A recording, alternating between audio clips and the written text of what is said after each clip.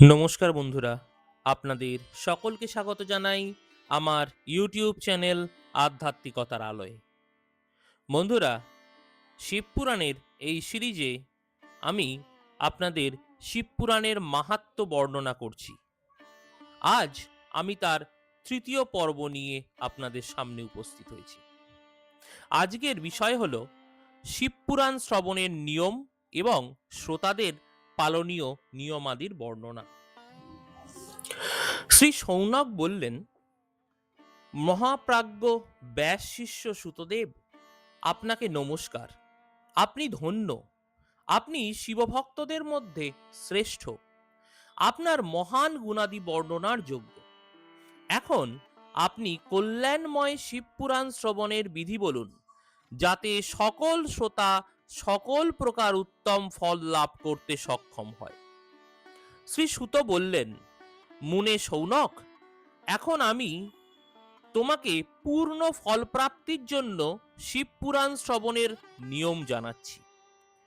প্রথমে কোনো জ্যোতিষীকে আমন্ত্রণ করে তাকে দান সম্মানে সন্তুষ্ট করে নিজেদের সহযোগী লোকেদের সঙ্গে বসে কোনো বাধাবিঘ্ন ছাড়াই যাতে শিবপুরাণের কথা সুসম্পন্ন হয়, সেই উদ্দেশ্যে শুদ্ধ মুহূর্তের অনুসন্ধান করাবে এবং যত্ন সহকারে সর্বত্র এই সংবাদ পাঠাবে যে আমাদের এখানে শিবপুরাণের গাথা হবে।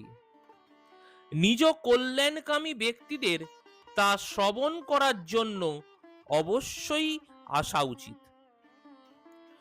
অনেকে ভগবান শ্রীহরির কথা থেকে বহু দূর হয়ে গিয়েছেন।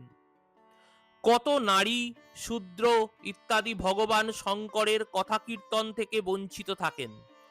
তারা সকলে যাতে যোগ দিতে পারেন তেমন ব্যবস্থা করা উচিত।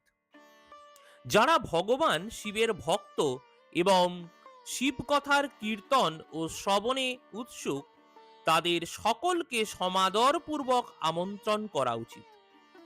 আগত ব্যক্তিদের জন্য সর্বপ্রকারের সুব্যবস্থা রাখা উচিত। শিব মন্দিরে, তীর্থে, বনপ্রান্তে অথবা গৃহে শিবপুরাণ শোনার জন্য উত্তম স্থান চয়ন করতে হয়।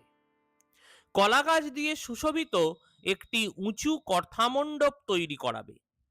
তাকে সব দিকে ফল ফুল দিয়ে এবং সুন্দর চাঁদোয়া দিয়ে অলঙ্কৃত করবে। চতুর্দিকে ধ্বজা পতাকা লাগিয়ে নানা মাঙ্গলিক দ্রব্যাদি দিয়ে সাজিয়ে সেটিকে সুন্দর শোভা সমন্বিত করবে। ভগবান শিবের প্রতি সর্বপ্রকারে উত্তম ভক্তি করা কর্তব্য। তিনি সর্বপ্রকার আনন্দ বিধানকারী। পরমাত্ম ভগবান শঙ্করের জন্য দিব্য আসন প্রস্তুত করা উচিত এবং কথকের জন্য এমন এক দিব্য আসন তৈরি করা উচিত যা তার পক্ষে সুখদায়ক হয়। মুনে, নিয়মপূর্বক কথা শ্রবণকারী শ্রোতাদের জন্য যথাযোগ্য সুন্দর স্থানের বন্দোবস্ত করা প্রয়োজন। সমবেত লোকেদের জন্য উপযুক্ত ব্যবস্থা করা বাঞ্ছনীয়। যার মুখনিসৃত বাণী দেহধারীদের কাছে অভীষ্ট ফলপ্রদায়নকারী হয়, সেই পুরাণবেত্তা বিদ্বান বক্তার প্রতি কখনো তুচ্ছ বুদ্ধি রাখা উচিত নয়। জগতে জন্ম ও গুণাদির বিচারে বহু গুরু হয়ে থাকেন, তার মধ্যে পুরাণের জ্ঞাতা বিদ্বান ব্যক্তিকেই পরম গুরু মানা হয়। পুরাণবেত্তা ব্যক্তির পবিত্র, দক্ষ, শান্ত, ঈর্ষশূন্য, সাধু ও দয়ালু হওয়া উচিত। এরূপ কুশল বিদ্বান কথক এই পুণ্যময় কাহিনী শোনাবেন। সূর্যোদয় থেকে আরম্ভ করে ৩.৫ প্রহর পর্যন্ত উত্তম বুদ্ধিসম্পন্ন বিদ্বান ব্যক্তির শিবপুরাণের কথা সম্যক রীতিতে বলা উচিত। মধ্যাহ্নে ২ ঘন্টা কথা বন্ধ রাখতে হয়, যাতে কথা কীর্তন থেকে অবকাশ পেয়ে সাধারণ লোক ভোজনাদি সম্পন্ন করতে পারে। কথা প্রারম্ভের আগের দিন ব্রত গ্রহণ করার জন্য বক্তার ক্ষৌর কর্ম করে নেওয়া চাই। যেদিন কথা হবে সেই দিন ভালোভাবে প্রাতঃকালে সমস্ত নিত্য পূজাদি কর্ম সংক্ষেপে করে নিতে হবে। বক্তার কাছে তাকে সাহায্যের জন্য তারই মতো এক বিদ্বান ব্যক্তিকে রাখতে হবে। তিনি যেন সর্বপ্রকার সংশয় নিবৃত্ত করতে সক্ষম এবং সাধারণ লোককে বোঝানোতে পারদর্শী হন। কথা শুরুর আগে বিঘ্ন বিনাশের জন্য গণেশের পূজা করা উচিত। ভগবান শিবের এবং বিশেষত শিবপুরাণ পুস্তকে ভক্তিভাবে পূজা করবে। তারপর সুবুদ্ধি সম্পন্ন মানুষ দেহ মন শুদ্ধ এবং প্রসন্ন চিত্ত হয়ে শ্রদ্ধা সহকারে শিবপুরাণ শ্রবণ করবেন। যে বক্তা এবং শ্রোতা নানা কর্মে লিপ্ত, কাম ইত্যাদি ছয় বিকার যুক্ত, নারীতে আসক্ত এবং পাষণ্ডপূর্ণ কথা বলে থাকে, তারা পুণ্যের ভাগী হয় না। যারা লৌকিক চিন্তা ও ধন, গৃহ, পুত্র ইত্যাদির চিন্তা ত্যাগ করে পুরাণে মন নিবিষ্ট করে রাখেন, সেই শুভবুদ্ধি সম্পন্ন ব্যক্তিদের উত্তম ফল লাভ হয়। যে শ্রোতা শ্রদ্ধা ও ভক্তির দ্বারা যুক্ত অন্য কর্মে মন দেন না এবং মৌন, পবিত্র ও উদ্বেগ শূন্য হন, তিনিই পুণ্যের ভাগী হয়ে থাকেন। শ্রী সুত বললেন, শৌনক, এবার শিবপুরাণ শোনার ব্রত গ্রহণকারী ব্যক্তিদের যে নিয়ম আছে তা ভক্তিপূর্বক শোনো। নিয়মপূর্বক কোনো বাধাবিঘ্ন ব্যতীত এই শ্রেষ্ঠ কথা শুনলে উত্তম ফল প্রাপ্তি হয়। যেসব ব্যক্তি দীক্ষারহিত তাদের কথা শ্রবণের অধিকার নেই। সুতরাং মুনে কথা শোনার ইচ্ছা সম্পন্ন সকল ব্যক্তিকে প্রথমে বক্তার কাছ থেকে দীক্ষা গ্রহণ করতে হবে। যেসব ব্যক্তি নিয়ম করে কথা শোনেন তাদের ব্রহ্মচর্য পালন করা, মাটিতে শোয়া, পাতায় খাওয়া এবং প্রতিদিন কথা সমাপ্তি হলে তবেই অন্ন গ্রহণ করা উচিত। যার শারীরিক সামর্থ্য আছে তিনি পুরাণের সমাপ্তি পর্যন্ত উপবাস করে শুদ্ধতা সহকারে ভক্তিভাবে উত্তম শিবপুরাণ শুনবেন।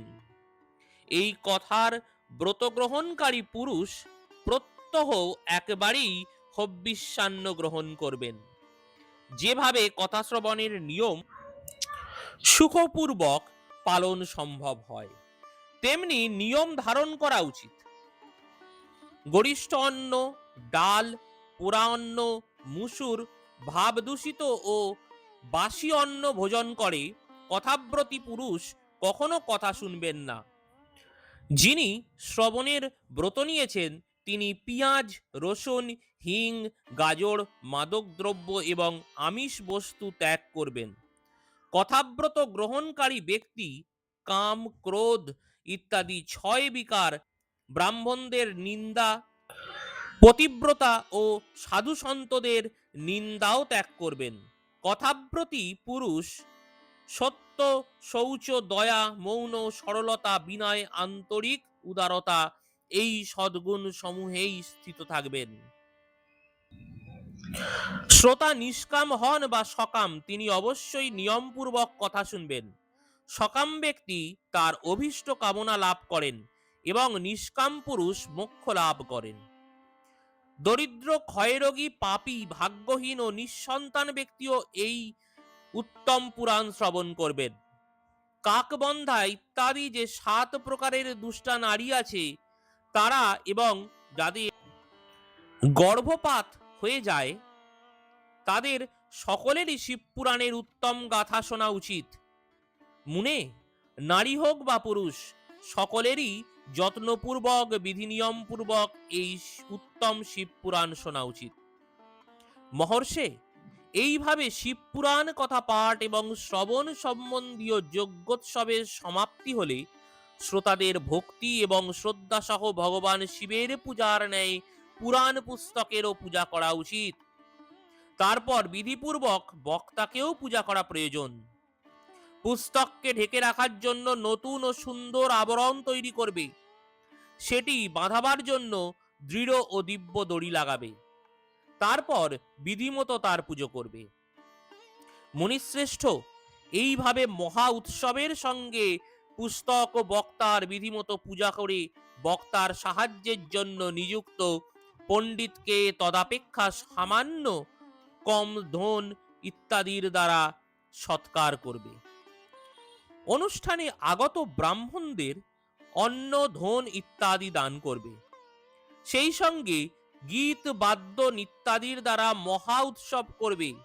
মুনে, শ্রোতা যদি অনাসক্ত হয় তবে তার জন্য কথা সমাপ্তির দিন শ্রী রামচন্দ্রকে ভগবান শিব যা বলেছিলেন সেই অংশটুকু বিশেষভাবে পাঠ করে শোনাবে। শ্রোতা যদি গৃহস্থ হয় তাহলে তাকে ওই শ্রবণ কর্মের জন্য শান্তির জন্য শুদ্ধ হব্বিষ্যের দ্বারা হোম করা উচিত। মুনে, রুদ্র সংহিতার প্রতিটি শ্লোক উচ্চারণ পূর্বক আহুতি দিয়ে অথবা গায়ত্রী মন্ত্র উচ্চারণ করে আহুতি প্রদান করে হোম সম্পন্ন করা উচিত। কারণ এই পুরাণে বাস্তবে গায়ত্রীময়। অথবা শিব পঞ্চাক্ষর মূল মন্ত্র দ্বারা হোম করা উচিত। হোম করার সামর্থ্য না থাকলে বিদ্বান ব্যক্তি যথাসাধ্য হোমের হব্বিষ্য ব্রাহ্মণকে দান করবেন। ন্যূনাতিরিক্ত দোষ শান্তির জন্য ভক্তিপূর্বক শিব সহস্রনাম পাঠ ও শ্রবণ করবেন। তাতে সবকিছু সফল হবে, এতে কোনো সন্দেহ নেই। কারণ ত্রিলোকের থেকে বড় কোনো বস্তু নেই। কথা শ্রবণ সম্বন্ধীয় ব্রতের পূর্ণতা হেতু একাদশ ব্রাহ্মণকে মধুমিশ্রিত পায়েস ভোজন করাবে এবং দক্ষিণা দেবে। মুনে, যদি সামর্থ্য থাকে তাহলে 3 তলা সোনার এক সুন্দর সিংহাসন নির্মাণ করে তাতে উত্তমভাবে নিজের বা অপরের লিখিত শিব পুরাণ পুঁথি বিধিপূর্বক স্থাপন করবে। তারপরে তার আবাহন ও বিবিধ উপাচারে পুজো করে দক্ষিণা দেবে। অতঃপর জিতেন্দ্রীয় আচার্যকে বস্ত্র, আভূষণ এবং সুগন্ধি দ্রব্যাদির দ্বারা পুজো করে দক্ষিণাসহ সেই পুস্তক তাকে সমর্পণ করবে। উত্তম বুদ্ধি সম্পন্ন শ্রোতা এইভাবে ভগবান শিবের সন্তোষের জন্য পুস্তক দান করবে। শৌনক, এই পুরাণের ওই দানের প্রভাবে ভগবান শিবের অনুগ্রহ লাভ করে পুরুষ ভববন্ধন থেকে মুক্ত হয়ে যায়। এইভাবে বিধি পূর্বক পালন করলে শ্রী সম্পন্ন শিবপুরাণ সমস্ত ফলপ্রদায়নকারী এবং ভোগ মোক্ষের দাতা হয়। মুনে, শিবপুরাণের সম্পূর্ণ বিবরণ যা সমস্ত অভীষ্ট প্রদানকারী আমি তোমাকে জানালাম। এখন আর কি শুনতে চাও? শ্রী শিবপুরাণ সমগ্র পুরাণের অগ্রগণ্য বলে মান্য করা হয়। এটি ভগবান শিবের অত্যন্ত প্রিয়, রমণীয় এবং ভবরোগ নিবারণকারী। যিনি সর্বদা ভগবান শিবের ধ্যান করেন, যার বাক্য শিবের গুণ সমূহের স্তুতি করে এবং যার উভয় কান তার কথা শ্রবণ করে, এই জীবজগতে তারই জন্ম নেওয়া সার্থক। তিনি অবশ্যই ভবসাগর পার হয়ে যাবেন। বিভিন্ন প্রকারের সমস্ত গুণ যার সচ্চিদানন্দময় স্বরূপকে কখনোই স্পর্শ করে না, যিনি স্বমহিমায় জগতের বাইরে এবং ভিতরে বিদ্যমান এবং যিনি মনের বাইরে ও ভেতরে বাণী এবং মনোবৃত্তি রূপে প্রকাশিত হয়, সেই অনন্ত আনন্দ ঘন স্বরূপ শিবের আমি শরণ গ্রহণ করি।